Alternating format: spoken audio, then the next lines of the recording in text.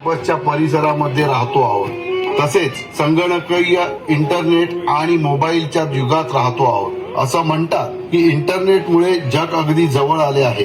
जगाची प्रगती झाली आहे. नवीन पिढी हुशार, प्रगत आणि कल्पक झाली आहे. हे जरी खरं वाटत असलं तरी यामागे अतिशय गंभीर व घातक बाब लपली आहे.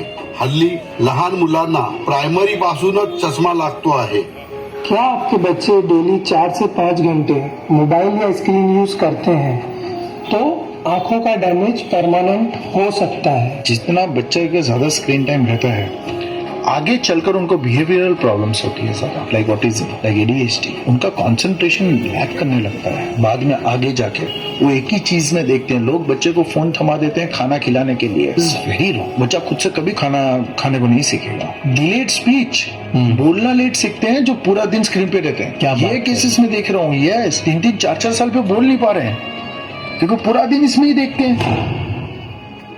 सर्वात महत्वाचे म्हणजे चीज, बर्गर, बंद पाकिटातील खाद्य वगैरेची अतिप्रमाणात सेवन, junk food, pizzas, burgers, fried चीज, जिसे कहते हैं ऑयली चीज, ये सारी चीज खाने में बहुत टेस्टी होती है, मगर ये आपकी बॉडी को, आपके हार्ट के लिए नुकसान करती है। आपका कोलेस्ट्रॉल बढ़ाती है, आपका बॉडी वेट बढ़ाती है, ओबेसिटी कॉज करती है, हार्ट अटैक को जिसे कहते हैं प्रमोट करती है। हे मोबाईल, इंटरनेट, संगणकीय युग येण्याआधी म्हणजेच साधारण 1990च्या आधीची पिढी ही नित्याने खुल्या मैदानात, बागेत मैदानी खेळ खेळायचेच, जसे प्रामुख्याने पकडापकडी, विटी दांडू, लगोरी, भवरा, पतंग, आट्यापाट्या, लंगडी, गोट्या वगैरे वगैरे। 40-40 लोग मोहल्ले में एक साथ खेल रहे हैं। आज 40 के 1-2 बच्चे भी 15 मिनट के लिए साथ में नहीं खेल सकते। Children who grew up with dogs have less asthma, and the risk of allergic disease is slightly lower